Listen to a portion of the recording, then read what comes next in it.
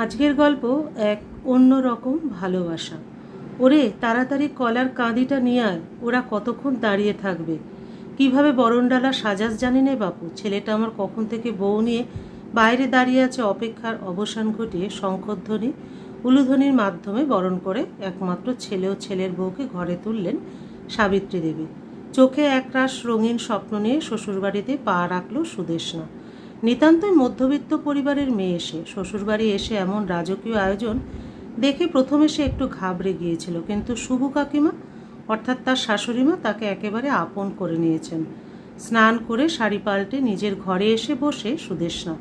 বাড়ি ভর্তি আত্মীয় স্বজন কোনো রকমে একটা শাড়ি জড়িয়ে খাটের ওপর জড়সড় হয়ে বসেছিল সে। এমন সময় একটা ব্যাগ হাতে শাশুড়িমা ঘরে ঢোকেন।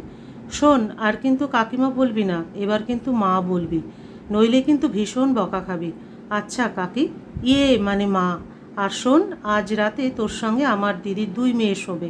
কাল রাত্রি তো। এই ব্যাগের মধ্যে কয়েকটা নাইটি আছে, রাত্রে শোবার আগে এই সব ধরাচুরোগুলো ছেড়ে শুবি। কোনো অসুবিধা হলে আমায় ডাকবি, কিন্তু একদম ভয় পাবি না, বুঝলি? ঠিক আছে মা। গ্রামের মেয়ে সুদেষ্ণা, বাবার অগাধ পয়সা না থাকলেও গ্রামের স্কুল থেকে উচ্চ মাধ্যমিক পাশ করেছে সে। তারপর শহরের কলেজে সবে ভর্তি হয়েছিল। রণজয়দের দেশের বাড়ি তাদের গ্রামেই। রণজয়ের বাবা মা সেখানেই থাকেন। সেই সূত্রে সাবিত্রী দেবীকে সুদেষ্ণা শুভু কাকিমা বলতো। গ্রামের বাড়িতে রণজয় যখন মাঝে মাঝে তার দামি মার্সিডিস চেপে আসতো, অবাক হয়ে চেয়ে থাকতো সুদেষ্ণা, ঠিক যেন স্বপ্নে দেখা রাজপুত্র। কিন্তু রণজয় কোনোদিন বিন্দুমাত্র আগ্রহ দেখায়নি তার প্রতি, হয়তো আনকোরা গ্রামের মেয়ে বলেই। কিন্তু যেদিন শুভ কাকিমা তার ছেলের জন্য সুদেষ্ণাকে চাইতে এলেন, তখন তার আনন্দের সীমা ছিল না, কিন্তু ভীষণ ভয়ও করছিল।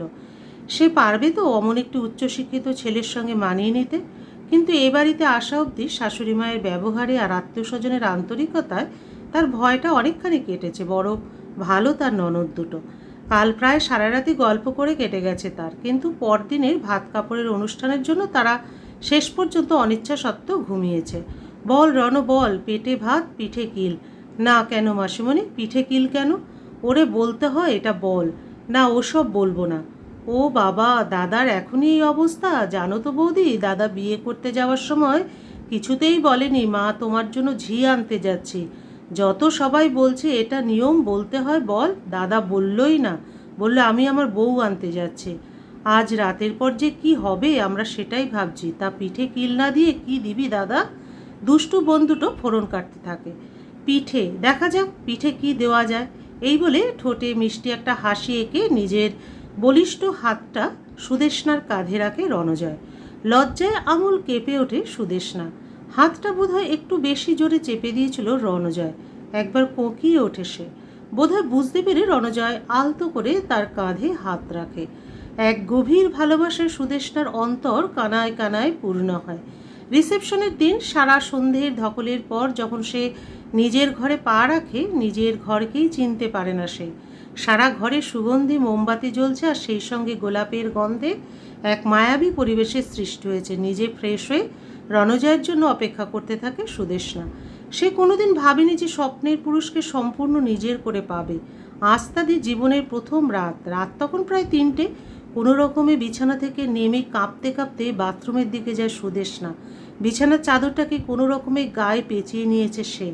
সারা শরীরে আর একটাও সুতো পর্যন্ত নেই। বাথরুমে ঢুকেই সে শাওয়ারটা খুলে দিল। 2 পায়ের মাঝখান দিয়ে রক্ত গড়িয়ে ভেসে যাচ্ছে বাথরুমের সাদা টাইলস। হাউ হাউ করে কেঁদে ফেলে সুদেষ্ণা। পিঠটা ঠান্ডা জলের ছোঁয়ায় ভীষণ জ্বালা করছে। কানে প্রতিধ্বনিত হয় রণজয়ের বলা সকালের কথাটা, দেখা যাক পিঠে কি দেওয়া যায়।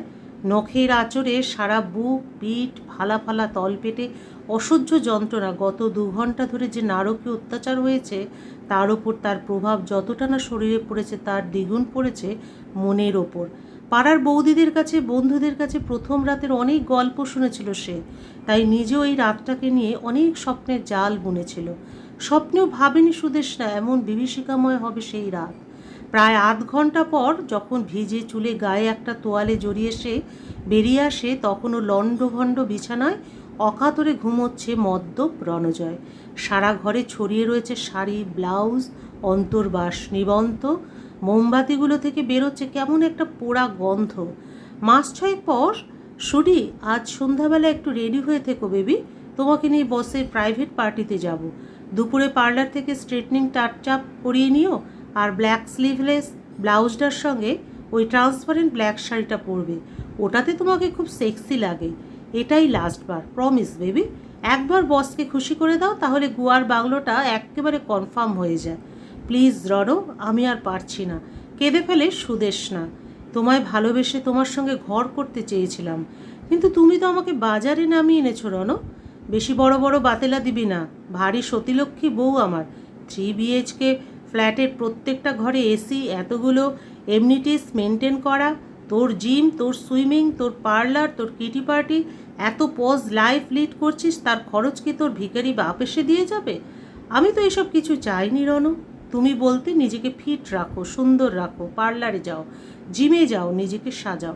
ভাবতাম গ্রামের মেয়ে বলে আমায় হয়তো কোথাও নিয়ে বেরোতে তোমার লজ্জা করে, তোমার মনের মতো হয়ে উঠতে চেয়েছিলাম। কিন্তু তখন তো তোমার আসল কথাটা বুঝতে পারিনি, যে তুমি বলতে চাইছো নিজেকে বাজারে পণ্যের মতো সাজিয়ে রাখো, যাতে তুমি আমাকে দিয়ে ব্যবসা করতে পারো। ছি রনো, প্রতিদিন এইভাবে এক একজনের বিছানায় নিজের বউকে পাঠাতে লজ্জা করে না তোমার? এর থেকে তুমি বরং আমাকে মেরেই ফেলো, নইলে আমি নিজেই নিজেকে শেষ করে দেব। ফ্ল্যাটের প্রত্যেকটা কর্নারে সিসিটিভি ক্যামেরা আছে ডার্লিং। পালাতে গেলে, মরতে গেলে তার ফল কি হবে আগের বারে দেখেছিলিস তো? তুই হলি আমার সোনার ডিম পাড়া হাঁস, এত সহজে তোকে মরতে দেব না। রেডি হয়ে থাকবি, 7টায় গাড়ি এসে নিয়ে যাবে। বেরিয়ে যায় রণজয়। পাথরের মূর্তির মতন বসে থাকে সুদেষ্ণা। গল্পের সমাপ্তি এখানেই। আবার দেখা হবে পরবর্তী আরেকটি গল্পের সাথে।